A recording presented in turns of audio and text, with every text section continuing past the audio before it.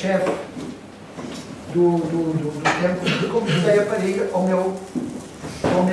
à minha clínica, que é o ginásio, na altura tinha o ginásio, tinha a clínica lá, a clínica que o Helder conhece, que anda lá a tratar-se, o Nelson e a Rita, a estagiária lá, portanto, conhecem aquilo. Sabem que nos corredores está cheio de Budas. Os corredores são largos, Budas, muitos Budas, nessa altura do budismo. Então ela entrou, mal dá com um Buda gigante, na posição que por acaso é o Buda da medicina, que está numa posição que está a ensinar, está a fazer um mudra, portanto, ele também conhece, até fez lá o shiatsu, o curso de shiatsu lá, há muito ano, quantos anos? 15 anos? Por aí 20 anos, calhar. O tempo passou, não é? Tínhamos os dois o cabelo branco, preto, agora já não. Mas deixe estar, que seguir os meus ensinamentos, daqui a 40 ou 50 anos, ainda continuo a preservar esse cabelo da maneira como está. E que saudável. Vamos falar disso aqui. E então, entretanto, ela prostra-se no chão para fazer a veneração, levanta-se, tinha outro Buda, torna, mais outro, torna a fazer, outro de costa, torna a fazer, a pôr-se, portanto, a deitar-se para fazer a veneração no corredor. Mais à frente tem o Jesus da Sagrada Família e dois, o arcanjo Rafael e o Gabriel. E a cabala angelical por trás, não sei, olhou para aquilo e ignorou completamente. Não está na cultura religiosa, filosófica dela. Aquilo não significava nada. Nós é que damos significado às coisas. Para ela, aqueles bonecos representavam uma crença que ela tem. Jesus, não é da cultura dela, nem da religião. Então, se calhar pensou, não me disse nada, mas pensou, o que é isto? Não conhece. Não conhece.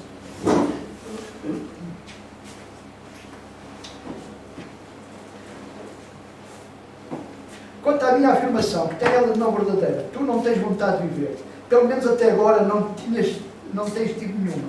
Se me disseres que tiveste uma conversão instantânea, terei de reanalisar a minha predição do que farás agora. Admito que a minha predição se baseia na tua experiência passada. Fila também para te despertar. Às vezes, quando uma pessoa está mesmo a dormir profundamente, temos de abanar um bocadinho. Reparei que no passado tiveste muito pouca vontade de viver. Claro que podes negá-lo, mas nesse caso as ações falam mais alto que as palavras. É o passo que sempre que nós fazemos. Né? Gostamos de estar em negação, é confortável.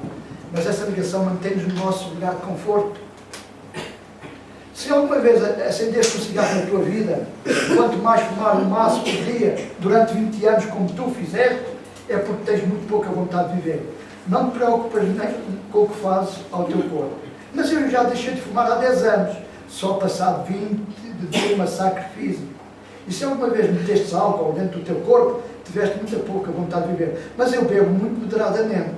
O corpo não foi feito para ingerir algo, debilita a mente. Bem, não vou comentar. Então, mas ele diz assim, mas Jesus bebia álcool, foi às bodas e transformou a água em vinho. E quem te disse que Jesus era perfeito? Ora, francamente, diz lá que estás a ficar aborrecido comigo. Isto é Deus entrar com ele. Estás a ficar bem longe de mim, aborrecer-me com Deus. Seria uma nadinha presunçosa da minha parte, não seria. Mas admito que possa levar tudo isto ao exagero. O meu pai ensinou-me a fazer todas as coisas com moderação. Creio que no que se refere ao álcool cumpri essa regra. Então a resposta é, o corpo só consegue refazer-se mais facilmente de um uso moderado. O conceito dele é, portanto, válido.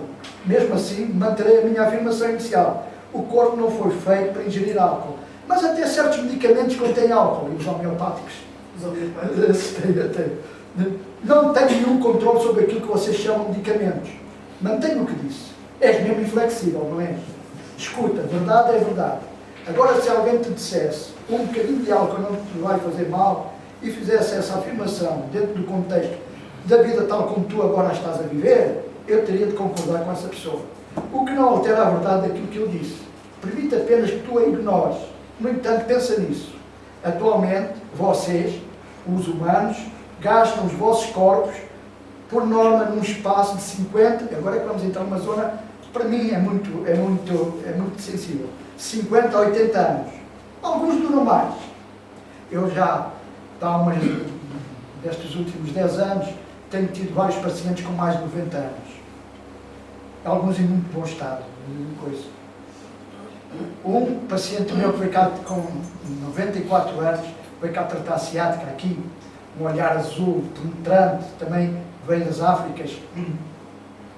Quando acabou o último tratamento, eu fui à recepção e ele ao sair, encontrou-me, despediu-se de mim e disse: pronto, agora já estou bem e tal. Olha, eu agora vendi as minhas empresas e comprei um monte no Alentejo e vou iniciar uma nova empresa. Até eu, sempre com naquela altura, o quê? Agora aos 94 anos? Sim. Tem preciso de desafios. Se quer cá estar mais 30 ou 40 anos, tem que ser desafios. Isto já não estava a dar luta às empresas, preciso de coisas novas, criar, isto dá-me vida. Eu disse: onde é que este homem foi buscar isto? Estava nele, ele sabia aquilo. Não, ele disse, mas pode também ser inato nele. Portanto, ele percebeu isso. Ainda há pouco tempo teve o caso do Rui Navalho, que era uma pessoa que disse que tinha pouco tempo para o que tinha para fazer. Pois, sim, pessoas assim. Pessoas que... tive uma senhora que ia lá ao barreiro tratar-se. Também era um caso de ciática. Às vezes conversava, ela contava, era muito castiça, contava histórias, anedotas, enquanto estava em tratamento. E uma vez, falou-se não sei quanto da idade, e não sei o que, ela disse: olha, eu tenho 94 anos, mas tenho tudo o que tinha aos 30. Só está muito descaído. Boa! Boa, hein? E então um dia chega ao pé dela e diz: olha, o seu marido já chegou. O meu marido já morreu há 20 anos. É o meu filho. Parecia mais velho do que eu. Bem, ela tinha um espírito. Isso é que é só isso é que cura mesmo, não é? Eu tenho lá um indivíduo que vai lá, teve lá até arranjar umas coisas, que eu faço uns tratamentos de graça e ele faz a manutenção. Ele está com 80, fez agora 80 anos. Ninguém dá mais de 60. Todas as semanas, rigorosamente, vai lá fazer o retiro de sangue, faço hemoterapia. Esta menina, neste último dia, na terça-feira, ela apareceu com estes óculos, não usava óculos. O bom do Sr. Neves disse-me: olha, eu desde que comecei a fazer este tratamento, também via mal e passei a ver bem. Tive de fazer logo o tratamento para ela. Porque há coisas que, quando nós conciliamos e temos a certeza, é verdade que, vamos ver então, o que é que temos agora aqui para a frente? Então, alguns duram mais, mas não muito. Uns deixam de funcionar mais cedo, mas não a maioria. Estamos de acordo nisso? Sim, está bem. Pronto, portanto, um bom ponto de partida para o debate. Quando eu disse que podia concordar com a afirmação um bocadinho de álcool não vai fazer mal, classifiquei-a acrescentando dentro do contexto da vida tal como tu agora a vives. É o que vocês parecem satisfeitos com a vida tal como agora a vivem. Mas a vida, e agora ouça com atenção, mas a vida talvez te surpreenda, foi criada para ser vivida de uma maneira totalmente diferente. O teu corpo foi concebido para durar muito mais. Foi? Sim. Mais quanto tempo? Infinitamente mais. O que significa isso? Significa, meu filho, que o teu corpo foi concebido para durar eternamente. Eternamente? Sim, entenda-se, para todo sempre. Quer dizer que nunca deveríamos ou devemos morrer? Então eu aprendi com Ranta, antes de ter lido, ou tinha já lido isto, mas não dei importância na altura, com Ranta ascendeu em corpo. De 7 anos. Eu, depois da última batalha, em que me vi esvaziar em sangue, da espada que me trespassou, ele tinha um exército, portanto, era um conquistador. Precisei de 7 anos para recuperar daquela lesão. Então, pus o meu povo, o meu exército, num vale, e eu fui para a montanha, meditar. Durante 7 anos, pensei que queria ser como o vento. E então, mudei completamente a minha maneira de pensar e comecei a ter capacidade de dominar o meu corpo, as minhas células. Então, até que despedi do meu povo e ascendi. Portanto, e aparece, portanto, quem o viu já dizem que ele às vezes faz-se materializar em corpo. ele tem 2,5 metros, ele é um lemuriano e, portanto, ele está à conta daquela altura. Também podem ver vídeos dele ou lições dele na net, portanto, nos vídeos que estão, chama-se RAMTA, a Escola do Conhecimento de RAMTA. Bem, Como é que isso então, se escreve, professor? Desculpe. R-A-T-H-A, R-A-M, RAMTA, T-H-A, RAMTA. Ensinou-nos muita coisa, ensina-nos que nós não estamos a usar o nosso potencial, portanto, o problema, e ele ensina, eu tenho aí, portanto, podia-vos passar um PowerPoint, em que ele me explica, diz assim, para viveres muito mais tempo, tens de ensinar ao teu corpo, às tuas células. O pensamento que tens de ter sempre presente é para sempre. Não podes comemorar mais aniversários. Eu não faço. Não faz anos? Eu não faço anos. Eu faço anos com os anos ao contrário. Comemorar os anos é vocês aceitarem o envelhecimento. É vocês estarem a dizer às células, uau, estou aqui mais um aninho, sobrevivi, mas pronto, estou mais velhinho, pronto. Arriscar isso. Por acaso, uma curiosidade, não é? Ele disse, no máximo que vocês devem fazer é gratificarem-se por estar muito mais novos. Então as vossas células, o que tiver no vosso pensamento é como as vossas células, o vosso ADN vai reagir. Vamos então ver o que ele diz. Quer dizer, R-A-M T-H-A, RAMTA. É o mestre, para mim é o mestre dos mestres. Portanto, quando estamos a falar, ele muda-nos completamente a maneira de pensar. Lá está sempre Deus atrás. Diz que vocês são deuses. Todos nós somos Deus, somos partículas de Deus. Não abdiquem da vossa herança, mas somos muito obtusos para conseguir perceber. Vocês nunca morrem. A vida é eterna. São imortais. Nunca morrem, mas olhem para perceberem isto. Mudam apenas de forma. Lógico que nós sabemos que quando deixamos o corpo, encarnamos, mudamos de forma. Passamos para o nosso corpo espiritual. Geralmente, nesta dimensão, o corpo que nós conseguimos perceber os místicos conceitos é o etérico, né? Aquele mais perto, tem uma frequência mais perto da material. Nem sequer tiveram de fazê-lo. Vocês assim é que o decidiram. Não fui eu. Fiz os corpos que durariam eternamente.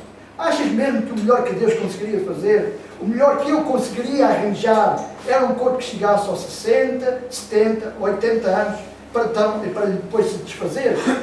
Essa é a tua opinião, o limite das minhas capacidades? Nunca pensei pôr as coisas exatamente desses termos. Eu concebi o vosso magnífico corpo para que ele durasse eternamente. E os primeiros homens viveram dentro dos corpos praticamente sem sofrimento e sem medo daquilo que vocês agora chamam morte. Na vossa mitologia religiosa, simbolizaram a memória celular dessa primeira versão de seres humanos, chamando-os Adão e Eva.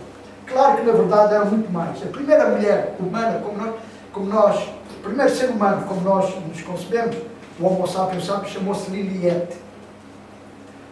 Adão e Eva vieram depois. São um cruzamento da engenharia genética de um povo altamente avançado, que precisava de mão de obra. E então o Cro-Magnon não queria trabalhar. Não, era um animal, era muito animalesco. E o de Neandertal era a mesma coisa. O homem de Cro-Magnon vivia na África. O homem de Neandertal na Europa. Estavam num processo de transformação. O que eles fizeram foi só inserir o ADN deles, que demorou 300 mil anos para conseguirem fazer isso, dentro do nosso, com as várias tentativas e falhanços, e depois porque eles precisavam de ouro. Por isso é que ainda se fala que em África há muito ouro, e a África do Sul é um país rico, e que o homem começou em África. Isso é um conceito que está. Porquê? Porque era lá que estava a mineralização do ouro. Primeiro eles tentaram tirar o ouro dos limurianos do mar. Não tem muito trabalhadoso. E depois, na Terra, os astronautas, que eram por isso é que chamam-se os Anunnakis, disseram, não, nós somos pilotos, não somos garimpeiros. Pegam nesses macacões que estão aí, cruzem o nosso ADN, para eles têm capacidade, pelo menos, de pegarem ferramentas. Essa teoria da evolução do ser humano, contada por Darwin e ainda tem muito. Quando souber-se isto, tudo vai mudar da nossa realidade, porque vai-se perceber que afinal sempre tivemos todo o potencial e não foi Deus diretamente. Sabe como é que chamava-se? Porque onde é que era o paraíso? O paraíso era um portal de entrada dos niburianos, tinham ali os laboratórios. E sabe onde é que era? Chama-se Iraque. Sabe o que é que fez o exército americano quando entrou na capital?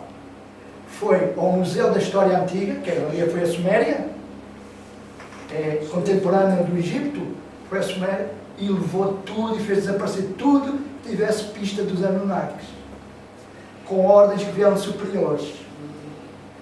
Olha, ainda hoje de manhã estive aqui, porque estiveram a treinar para o Qigong, amanhã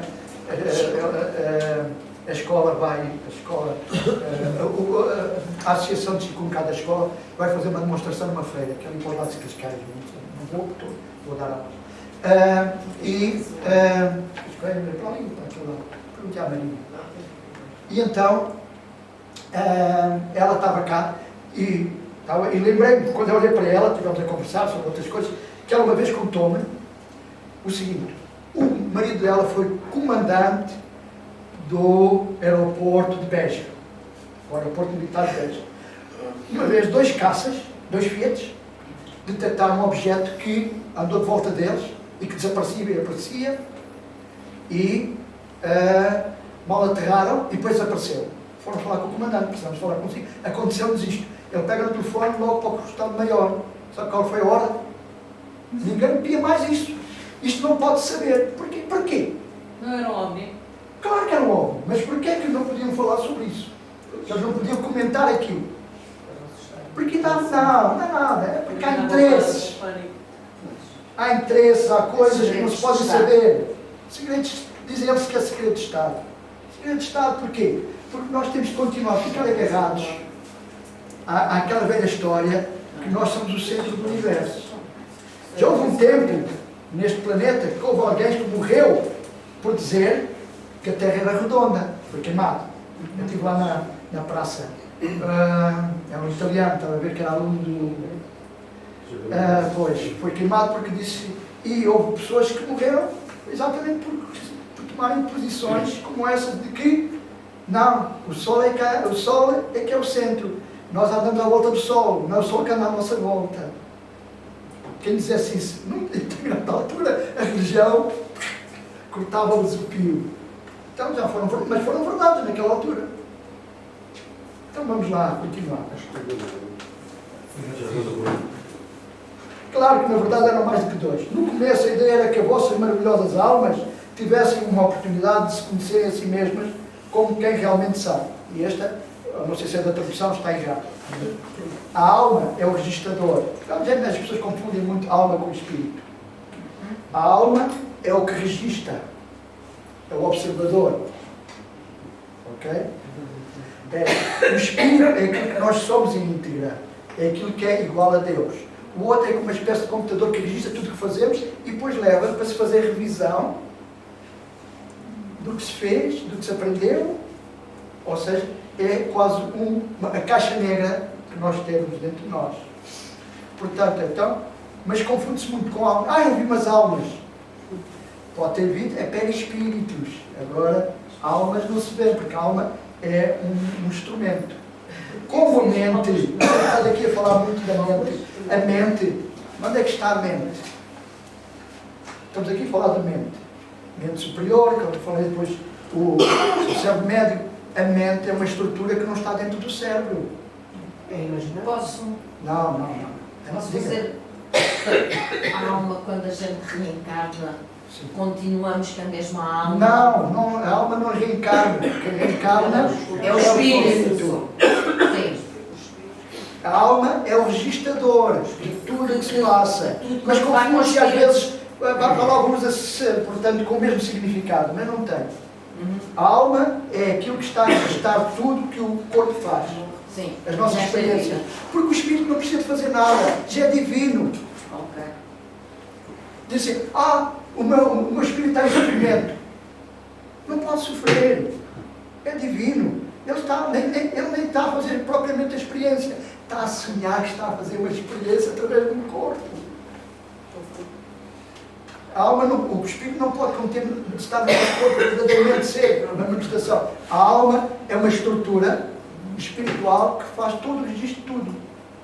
E que contém, é como tivemos há bocado ali a falar da oitava do registro arcássico.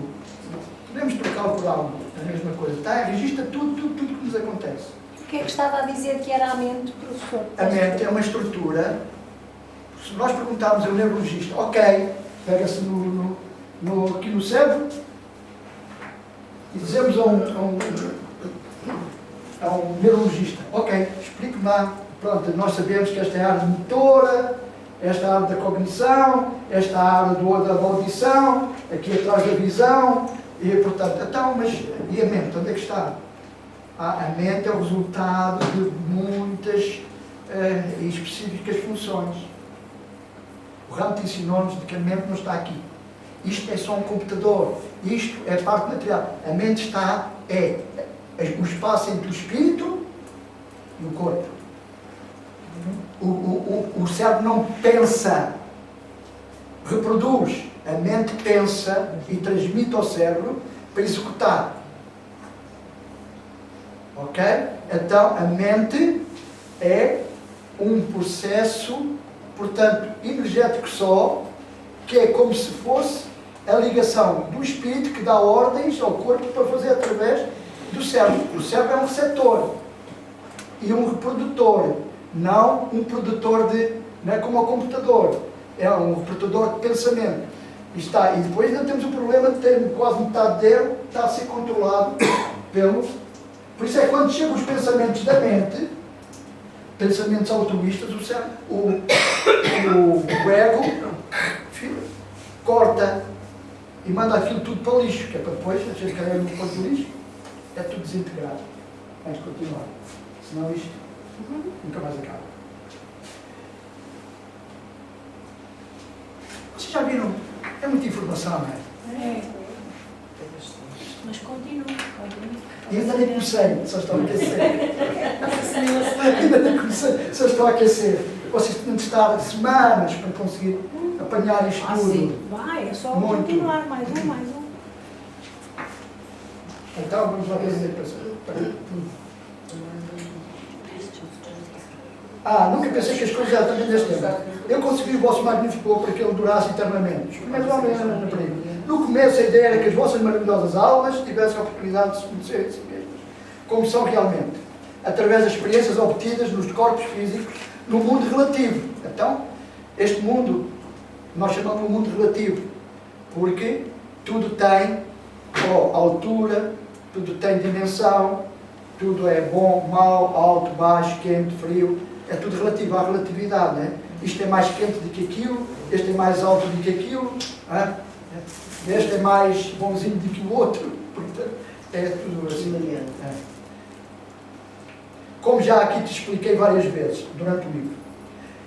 E isso por meio da redução de incomensurável velocidade de todas as vibrações, em forma de pensamento, para produzir matéria, incluindo essa que vocês chamam de corpo físico.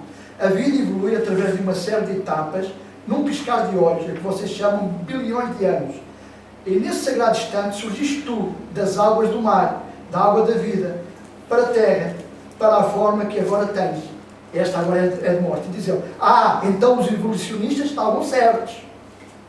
Acho engraçado. É que de resto, e é de resto uma fonte constante de divertimento. Vocês, homens, humanos, tenham tal necessidade de classificar tudo certo ou errado. Nunca vos passa pela cabeça que foram vocês que inventaram esses rótulos para vos ajudar a classificar o mundo material e a vós mesmos? Nunca vos passa pela cabeça, a não ser aqueles que, entre vós dotados de mentes superiores, que uma coisa pode estar certa e errada, que só no mundo relativo é que as coisas são uma coisa ou outra, no mundo do absoluto, tempo, porque não há tempo, todas as coisas são tudo. Não há masculino e feminino, não há antes e depois, não há rápido ou lento, aqui e ali, acima e abaixo, esquerda e direita, não há certo e errado. Os vossos cosmonautas já tiveram essa sensação, portanto, que eles quando estão no espaço, parece que aquilo que pensavam que está lá em cima, que afinal está lá em baixo, portanto. Mas vou saltar só isto, senão isto nunca mais acaba. as religiões da vossa tentativa de falar as religiões é a vossa tentativa de falar do inefável e não está a sair-se lá muito bem. Não, meu filho, os evolucionistas não estão certos. Eu creio que tudo isto, num piscar de olhos, num único instante sagrado, tal como afirmam os criacionistas. Isto aconteceu através de um processo de evolução que demorou bilhões de anos, naquilo que vocês chamam anos, tal como afirmam os evolucionistas. Ou seja, todos estão certos e todos estão errados. Para nós, isto parece que foi bilhões de anos. Para Deus foi um instante. Já agora, tenho de vos contar uma anedota. Um sábio sentiu a presença de Deus e disse que Deus lhe explicasse qual é o sentido da vida. Agora vou dizer, então ele explicou, mas não é isto que eu vou dizer. Portanto, ele dizer, o sentido da vida é que a vida não tem sentido. Mas eu uma vez, num curso, também destes gratuitos, estava uma das horóscopas, uma das senhoras que faz os como é que chama-se? Astróloga, cá da nossa praça, estava na aula. Quando eu disse que não tem sentido, ela quase que se babou toda. Disse, não, levantou-se, você está para aí a dizer, disse, não. A vida não tem sentido, a não ser aquilo que nós lhe demos. Deus, não, Deus não era, portanto, neutro. Então, Deus pôs aí a vida. Disse, agora faz o que quiseres com ela. Dá-lhe sentido. Por isso é que a vida tem sentido. O sentido que eu tenho para a vida não é o mesmo que tem, o mesmo que você tem, porque cada um de nós depois dá um sentido. Então a vida não tem sentido a não ser aquilo que nós lhe damos. Sim, tem o sentido que nós lhe damos. Ela é só vida. Depois cada um de nós vê e usa da maneira que melhor pode, ou que ela pensa que é melhor pode. Então, o sábio acabou de dizer, Deus acabou de dizer qual era o sentido da vida, e ele aproveitou-se. Então ele perguntou, então, mas como é isso do tempo, da eternidade? Ele disse, eternidade para mim, Deus, isso. A eternidade é como se fosse um segundo.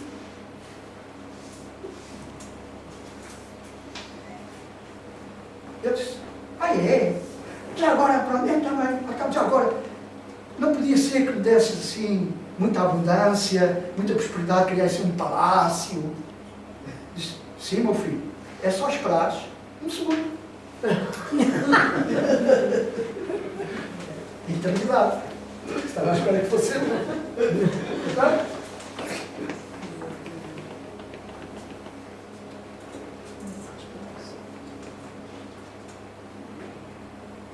Então, mas a verdadeira questão é, um sagrado instante de milhões de anos, que diferença faz?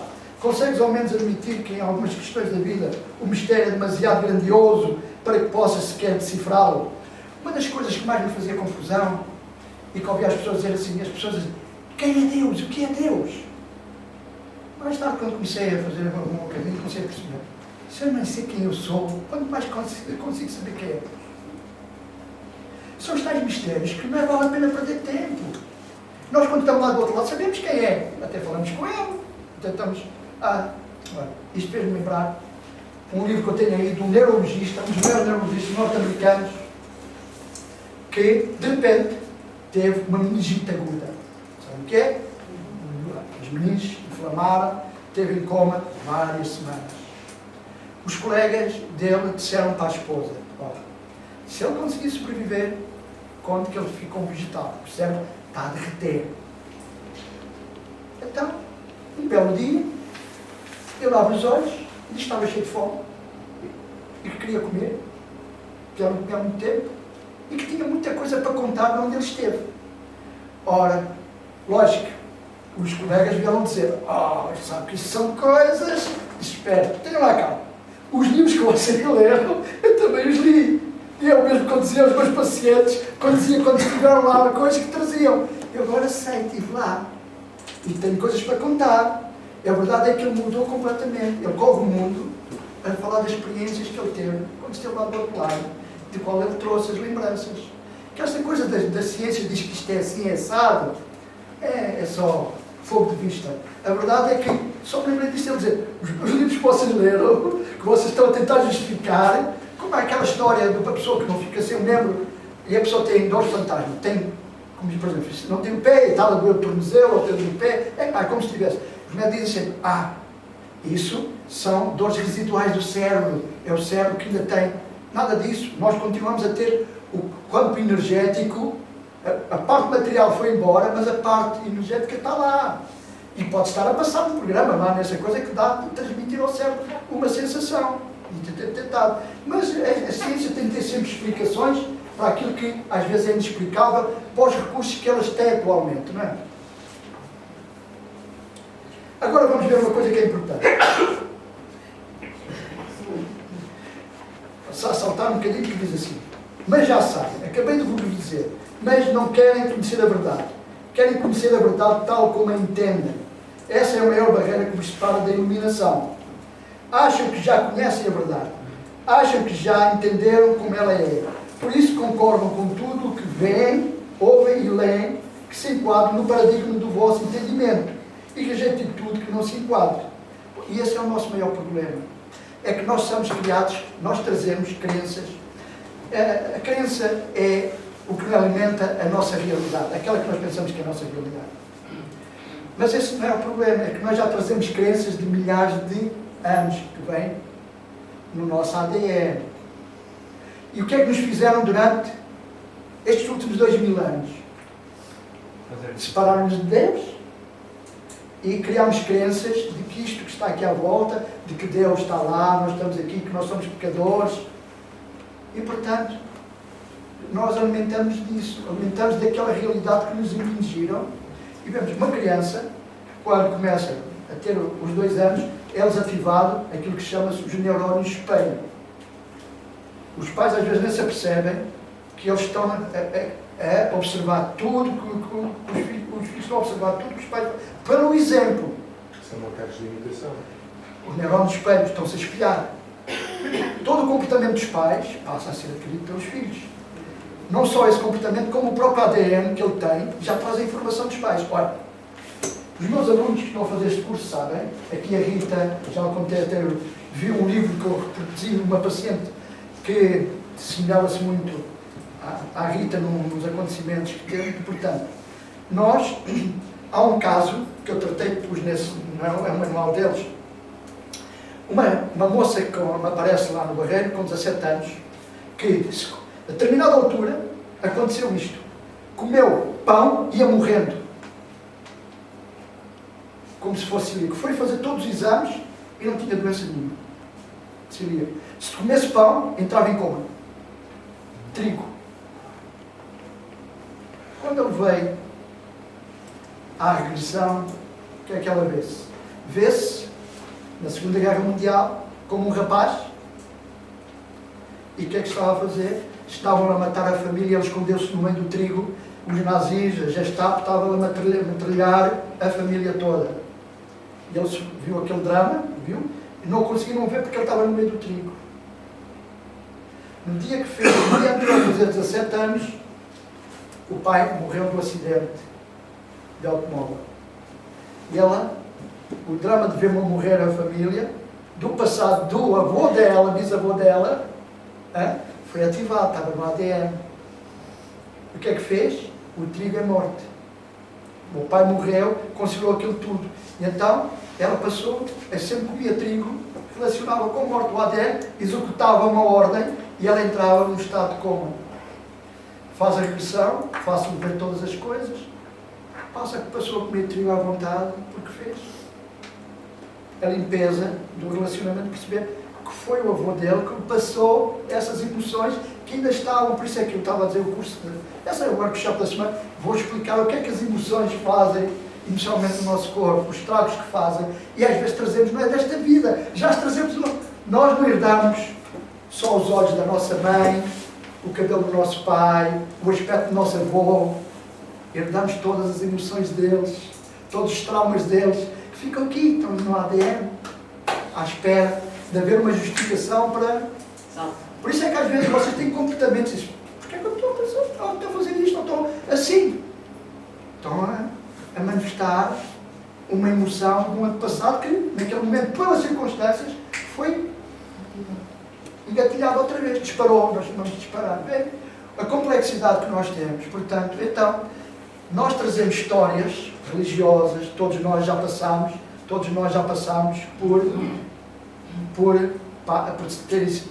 temos sido elementos da Inquisição, temos estado do lado de sermos julgados, de sermos julgadores, de ter passado por isto ou por aquilo, e essa informação está lá toda.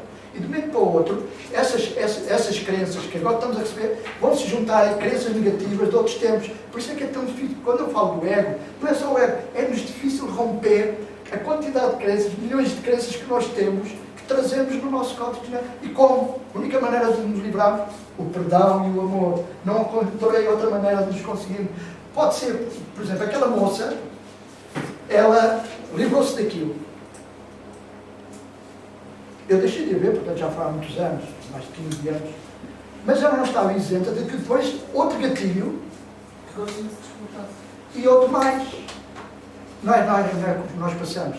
Eu quantas vezes, olha, às vezes pessoas que, por exemplo, uma pessoa que acha que é sempre vítima de todas, eu punha-as em regressão, eu sabia que ela tinha de fazer 4 ou 5 vidas, encontrar todas as vidas em que ela foi vítima.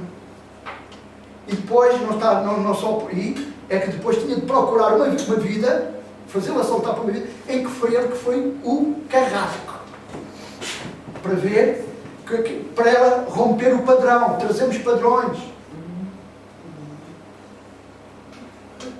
Padrões que já estão no nosso ADN, que repetimos as vidas. Apesar de nós combinarmos, ora, lá em cima, Denise, agora estamos em corpos, estamos a preparar para fazer o mergulho outra vez. Ó Denise, eu agora vou ser o teu inimigo. Mas depois quando chegamos cá, aliás, entramos em corpos, e quando eu vi a primeira vez, eu disse, eu não gosto deste gajo. Este gajo deve ser um cínico, vou arranjar um monte de argumentos para não gostar dele. Mas isso vai fazer como desencadear outros mecanismos. Quando penso nisto, estou a ir buscar o ADN, justificações para não gostar dele. Eu vou odiar e nem sei qual é a razão. Mas passei a odiar, porque temos essa informação toda. Das várias experiências que fizemos. E só vamos buscar aquilo que estamos à procura naquele momento. As outras não, porque se eu estou numa de ódio, só vou procurar justificações, informação, para reforçar aquilo que eu quero ver. Os seres humanos estão, por isso é quando digo no carro, estamos metidos num ambiente que não vamos conseguir sair se não for usarmos a cura através do perdão. E tudo isto são doenças. E se não usarmos o perdão, não vamos conseguir sair. E a consciência? Temos a consciência exatamente.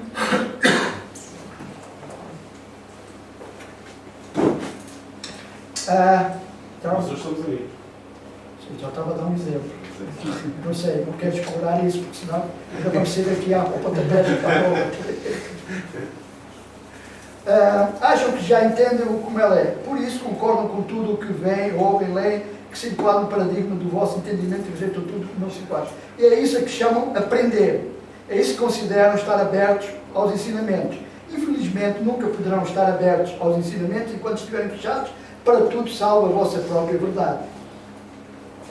Então, o que nós temos de pôr em causa tudo. Foi uma das coisas que eu fiz.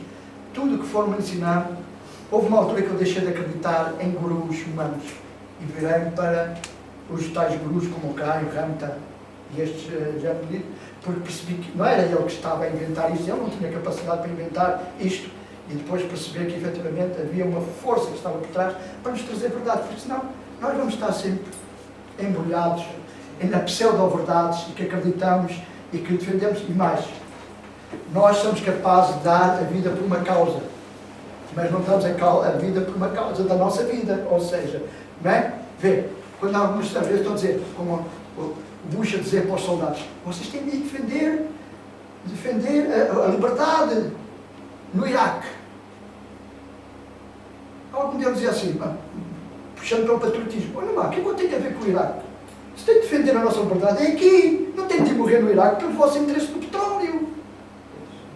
Dominam-nos sempre assim, criando-nos estas coisas, estas verdades, e manipulando as coisas, servindo-se de nós, porque põe-nos aquilo como verdade. A verdade absoluta, o patriotismo, não é. Tem de ser, tenho de ser patriota. Eu vou morrer porque a verdade dos interesses deles, pelo verdadeiro patriotismo. Até por amor de Deus. Nesse caso, já está na altura. Matar o outro. Nesse caso, estar a vida é matar o outro. É exatamente. É assim, este livro será visto por alguns como uma blasfémia, obra do diabo. E agora, ouçam outra vez. Mas os que tiverem ouvidos para ouvir, que ouçam. Eu vos digo, não foram feitos para viver não foram feitos para virem a morrer. A vossa forma física foi criada como algo de grande utilidade, uma ferramenta maravilhosa, um veículo glorioso que vos permite experienciar a realidade que criaram com a vossa mente para que possam conhecer o eu que criaram na vossa alma, que criaram a realidade que criaram com a vossa mente. Somos nós que criamos a nossa realidade, portanto nada tem significado a não ser aquela que nós demos. E este corpo foi feito para nós podermos experimentar. O Ramta dizíamos assim: vocês criaram o universo e criámos o nosso mundo, e depois criámos a rosa, e depois precisámos de corpos para virmos cheirar a rosa, porque como espírito não podemos cheirar a rosa, podemos perceber a rosa, mas não percebemos o aroma dela. Então criámos corpos para poder experimentar. Nós viemos experimentar as nossas próprias criações. Só que entramos em compatibilidade uns com os outros e acabou-se por entrar o véu. E acabamos por perder o conceito de quem nós éramos. Eu pus tudo isto que estou aqui a dizer, que acabei de dizer de outra maneira, mas tenho posto nesta página. Houve uma altura que todos os dias. Agora está a sair uma. Hoje não publiquei nada de especial, mas vou pôr. Vejam só o que eu pus. Sobre experiência. Também hoje só pus as afirmações. Este é o próximo curso. A crença humana, não é isto, mas emoções que o rodeiam. Muda completamente o ADN que afeta e que ocorre na matriz. Informação para todos que vão à página. A crença expressa-se no coração, onde as nossas experiências por aí fora. A Terra coopera com a humanidade. Gaia, a Terra, está sempre a observar a humanidade. Gaia é o planeta, né? Desde quando existimos, muito poucos seres humanos no planeta, e estes estão a se cumprir com Gaia, respondia ao nosso ADN. Portanto, informação para poderem fazer o vosso... esta comecei ontem, só segunda-feira, é uma conversa inspirada. Vou buscar trechos aqui do livro e publico. Mas agora vamos ver, queria ver se encontrava. Está aqui. A bênção da experiência. Porque é que estamos cá para experimentar? Diz assim: o amor de Deus, a que chamamos vida, sempre foi e será dado. Independente de todas as nossas experiências, incluindo aquelas a que chamamos miseráveis, o céu continua a levantar-se e a dançar pelos céus. A ilusão do tempo continua inalterável. A nossa redenção é certa. Não fomos perfeitos, nem perfeitos simplesmente somos. Esperemos que Deus, o Pai Criador, esteja na nossa vida, pois Ele sempre esteve e aí continuará. Eu tenho todos os dias, este já é 40, já pus são mais 80, PowerPoints que eu tenho para... O que é que estava a dizer, Samuel? Há bocado fiquei curioso com e que gostaria que aprofundasse mais o tema do vivemos no sonho. Então, uma coisa que eu... basicamente também está a tocar agora um pouco no tema, não é? Pois. O curso em Milagres explica-nos que o curso em Milagres é psicoterapia mental para, efetivamente, nós, por exemplo, o milagre é mudança de percepção. Quando nós começamos a perceber, temos uma percepção diferente da nossa realidade, é um milagre. Então, deixa-me contar o tablet. Jesus e o Pedro foram para um campo de futebol, por causa do milagre. Campo de futebol. E Jesus disse para o Pedro: olha lá, ficas à baliza, que eu vou-te marcar um golo mesmo à Pelé. Naquela altura o Pelé é o grande. Então, chuta a bola e a bola passa por cima da baliza e foi cair num lago. Então não das conta da baliza? Pedro, vai lá buscar a bola. Mas vou molhar todo. Vai lá buscar a bola, vai lá. Agora a seguir é que eu vou mesmo marcar o gol. Isto agora é que vai ser mesmo aquele estilo do Pelé. Vai buscar a bola, põe lá outra vez a bola e prepara-se, vem todo gigão à moda do Pelé e a bola vai lá para outra vez.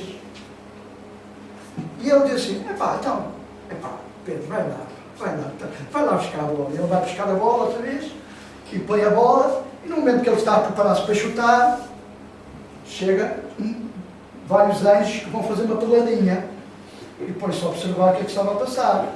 Ele chuta a bola e a bola vai parar outra vez lá. E a turma, Pedro, vai lá buscar a bola. É pá, Jesus, tem lá paciência, né? Tem lá paciência, vai lá agora tu buscar. Eu acho que Jesus vai por cima, vai sobre a água, vai buscar a bola. Os anjos começam a olhar e dizem, olha lá, vão ter que o Pedro. Ele pensa que é o Jesus. Não, ele pensa que é o Pelé.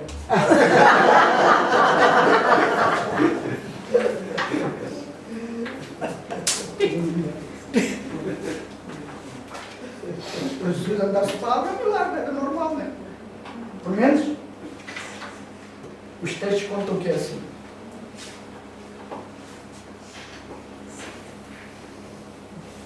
Mas eu não respondi à pergunta. Pois. Então o sonho é que, para explicar isso, é outra maneira de dizer que tudo é ilusão. Isto, se é uma ilusão, só pode ser uma projeção. Então, quando diz o sonho, é que nós sonhamos que estamos aqui.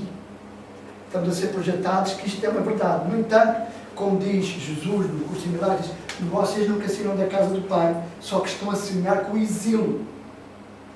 Que nós estamos exilados. É um facto curioso que para todos os habitantes extraterrestres chamam o planeta Terra o planeta prisão. Porque estamos de quarentena. Portanto, estamos mesmo no exílio. Estamos no exílio. Porquê? Então, eu passei aos meus alunos, na última aula, um filme muito interessante, na aula da MTC, que chama-se, um documentário, Drive. Sim, foi mesmo. Por esperar é preciso. O que é é um físico nuclear que quando começou a fazer invenções, começou a perceber que havia um esquema por trás, por certas invenções nunca chegaram às pessoas, por causa dos interesses. Portanto, a fome, a miséria que acontece neste planeta é porque alguns para enriquecer. Ou, por exemplo, eles têm energia na mão deles, não é? Energia, petróleo, eletricidade. E nós, para termos essas fontes de energia, temos de pagá-la, e para isso temos de trabalhar. O que quer dizer que nós, há lá um cientista que diz, quando ele pergunta, porque aquilo ele faz perguntas, perguntam a um colega dele, cientista, diz, porquê essa história dos extraterrestres? Porquê é que continuamos a querer impingir que não existem extraterrestres? Outro cientista diz, é muito simples. Nós somos inteligentes. Se nós tivéssemos acesso àquelas tecnologias, eles pediam controle sobre as energias atualmente como nós temos, porque toda a gente poderia ter acesso. Isso alterava a vivência neste planeta por determinados indivíduos. Portanto, então quer dizer que nós efetivamente estamos a viver um sonho, e nesse sonho é um exílio, porque tenta-nos convencer que esta é a realidade, que nós somos pequenos, inferiores, pecadores, o Pai está lá, e nós, como somos pecadores, temos de aguentar com a amargura da vida, temos de lutar para a sobrevivência. Isso tudo faz parte do sonho. Sonhar, dizem que alimenta a vida, mas não. Neste caso, sonhar é o nosso estado ilusório de como pensarmos que estamos aqui e que estás a fazer alguma coisa. Vais de um lado para o outro, pensas que estás a fazer, estás a construir, estás a fazer.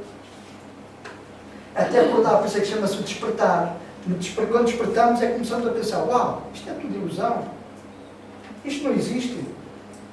Então quem sou eu? Eu estudei muito yoga.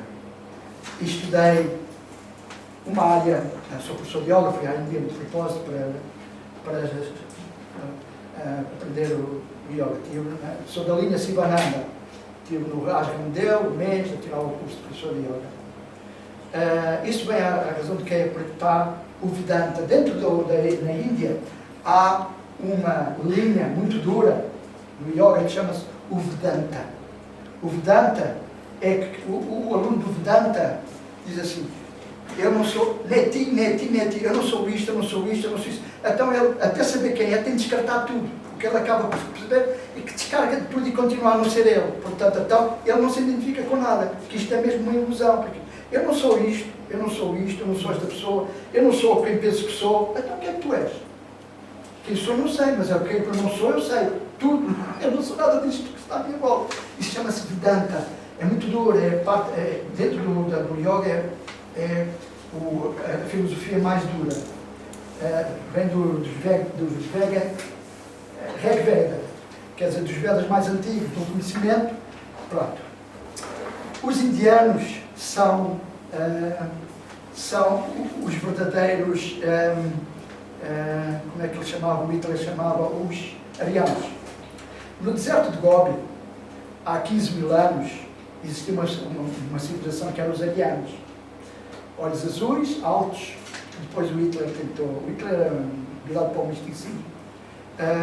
E então, eles, como aquilo alterou-se o ambiente, eles desceram para o rio Indo e misturaram-se com os habitantes negroides de lá. Por isso é que na Índia eles têm uma filosofia muito rica, uma espiritualidade, apesar de ter uma pobreza absoluta, tem uma espiritualidade muito avançada. Exatamente porque esses conhecimentos dos... eu uma vez falo num curso de Reiki sobre o sânscrito. O sânscrito é a língua básica do alemão. E o sânscrito é puramente indiano, porque os arianos falavam o sânscrito. É a língua religiosa, tanto do Vedanta como daquela... Eu não sabia, é que entre as pessoas que estavam a fazer o curso, estava uma professora de alemão portuguesa, mas que estudou em alemão, disse, tem razão. Tal como o português é o latim, o alemão é o sânscrito. O sânscrito é a língua... Portanto, o sânscrito quer dizer que houve depois uma migração do rio Indo outra vez para o norte da Europa. Os nórdicos e os alemães, todos eles têm base sânscrita na língua dele. Quer dizer, os arianos saíram do deserto de Gobi, foram à Índia, depois fizeram uma migração e instalaram-se em outras partes. Por isso é que depois criaram as castas.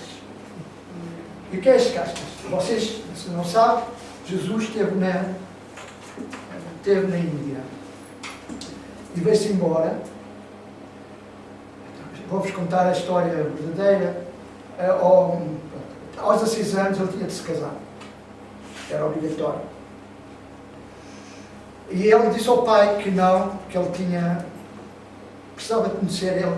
O pai teve a trabalhar no palácio de Herodes, um palácio que o Herodes tinha mandado fazer, e estavam lá muitos trabalhadores indianos, que eram artistas exímios, e que lhes falavam do Vedanta e dessas coisas. Jesus dizia, eu quero lá ir aprender essas coisas, não sei, eu não me quero casar. E a Maria pressionou José, e ela lá foi. Ele passou pelo Tibete e ficou conhecido pelo Isa. Há registros disso, mas vamos lá, quando ele chegou lá, ele já tinha uma grande... Pronto, era quem era. Ou seja, Jesus nasceu como ser humano normal, mas já era um irmão mais evoluído, já tinha uma perspectiva muito maior. Se vocês ali... Não estou a conseguir lembrar o nome. Emília. Agora que já tem o livro, vai ter de comprar outro para perceber este, que chama-se E o Universo Desaparecerá. É quem? Chama-se Gary Renard. Gary R. Renard. O que é que vai acontecer que você vai ler nesse livro? O Gary era músico, estou a rir porque uma aluna que eu tinha cá, quando mostro essa parte do livro, porque estava a ler o livro, e ela foi à Bertrand e comprou os livros todos, que havia na altura. Esse livro acho que está esgotado, mas pode-o sacar da Academia é em brasileiro, mas não. Então, o Gary era músico e estava na área da imobiliária. Hoje é o maior professor do curso em milagres. Um dia estava a fazer meditação de 1h30, abre os olhos, estavam um casal no sofá dele sentado, à espera que ele abrisse os olhos para falar com ele. Depois do susto, teve o sangue frio para perguntar. Ele disse, viemos falar contigo. Começasse a ler o curso em milagres Então vamos explicar, porque nós fomos 2 apóstolos de Jesus, já somos mestres ascensionados e viemos da nossa última vida, os corpos que tivemos na última vida, que vai ser daqui a 100 anos, viemos te ensinar nesta, para tu poderes ensinar às pessoas o curso de milagre. Então, eles explicam exatamente, ele é o Tomé, um deles é o Tomé, que diz, Jesus falava comigo, Jesus às vezes ficava decepcionado porque as pessoas não perceberam. Aliás, nós não percebíamos. Ele era tão avançado para aquela altura que nós não percebíamos. Por isso falava parábolas. Pois, nós não percebíamos. E ele dizia que as pessoas não percebem. E o que é que ele dizia? Porque ele partilhava, ele era assim muito acessível, muito jovial, muito brincalhão. E é portanto, mas com isto é dizer que, por exemplo, eles vão fazer trechos do curso de milagres e ele conta, por exemplo, ele depois, efetivamente, vivia com Maria Madalena, o Tomé também era casado com uma árabe e por isso judeus e árabes não se davam lá muito bem e portanto eles afastavam-se muito, conviviam, geralmente juntavam-se os 4 para jantares, para eles falarem das coisas que Jesus defendia, portanto vale a pena que você vá ver. Mas isso do sonho, garanto que é, o que é o sonho? É a ilusão. É a Matrix. E a matriz o que é? Uma ilusão. É a raiz da ilusão. Podemos chamar os nomes que quisermos. Maia, Matrix, ilusão, sonho. Vai tudo dar a ver. Bem, acho que vou acabar por aqui esta leitura, porque senão não vamos fazer o nosso relaxamento. Não sei que horas são, o que é que me diz? 25 às 6. Tem de ser mesmo. Para dar tempo para fazermos o relaxamento. Então o que é que vai acontecer? Eu vou fazer um relaxamento. Este será, por acaso não era isto que estava previsto. Eu sabia que isto ia por isso é que eu fiz isto, vou fazer mais dois. Porque elas já fizeram um relaxamento com eles no curso. Portanto, eu disse que eu quando for fazer, vou fazer um relaxamento para transmitir poder e força interior. Portanto, mas como se calhar é melhor passar para uma fase mais de adaptação, para os vossos mentes ficar mais abertos, hoje só vamos fazer o relaxamento de ir ao templo da cura. Cada um de vocês vai imaginar o tempo que quiser, primeiro vão mudar ao vosso lugar mental, que não está realizado. Pode ser daqui para a frente, ele pode ser o vosso lugar de descanso mental. Isto vai ser tudo dito no relaxamento. Vou-vos fazer criando as imagens e os processos. Depois o tempo, vão só seguindo o que eu vou dizendo e vão imaginar. Não vos vou pôr hipnose, porque uma hipnose coletiva é perigoso, porque pode entrar em histeria mentalidade. Entrar em quê? Histeria.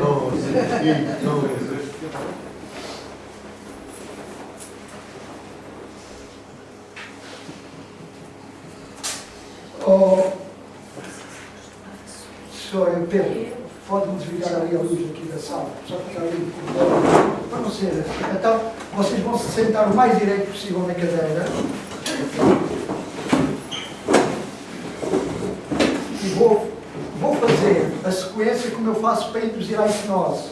E só vou parar na parte que é do relaxamento. Eu depois de ir àquele lugar mental, geralmente entro para a pessoa entrar em hipnose. Não.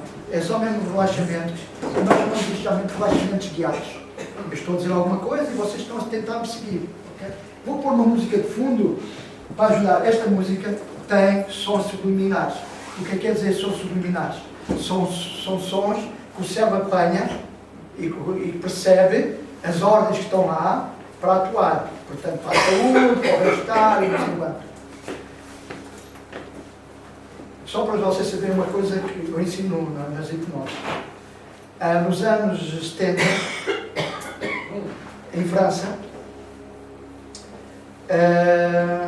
alguém usou esta estratégia a nível público. Então, as pessoas estavam a ver na televisão um filme, qualquer coisa, um programa, entretanto entrava a parte dos anúncios. Em determinada altura, nos anúncios, no intervalo para os anúncios, o ecrã da televisão ficava preto e, deixa eu ter a imagem, o que desperta logo a atenção das pessoas, o que é que se passa? As primeiras vezes, e depois tocava um telefone, naquele tempo que era os trim, e depois aparecia a marca de um produto. O que acontecia, depois a seguir, aconteceu, que tomavam o telefone em casa, as pessoas iam comprar o produto. Porque Era uma hipnose associável. Ok? Por isso, a partir daí, mesmo que nós cá em Portugal, temos um organismo que para detectar na publicidade se há informação subliminar. Porque no marketing eles tentam usar tudo para aumentar as vendas, não é? Estamos a ver a capacidade que essas coisas podem ter sobre o nosso cérebro, mesmo sem estarmos em estado hipnótico, mesmo conscientes.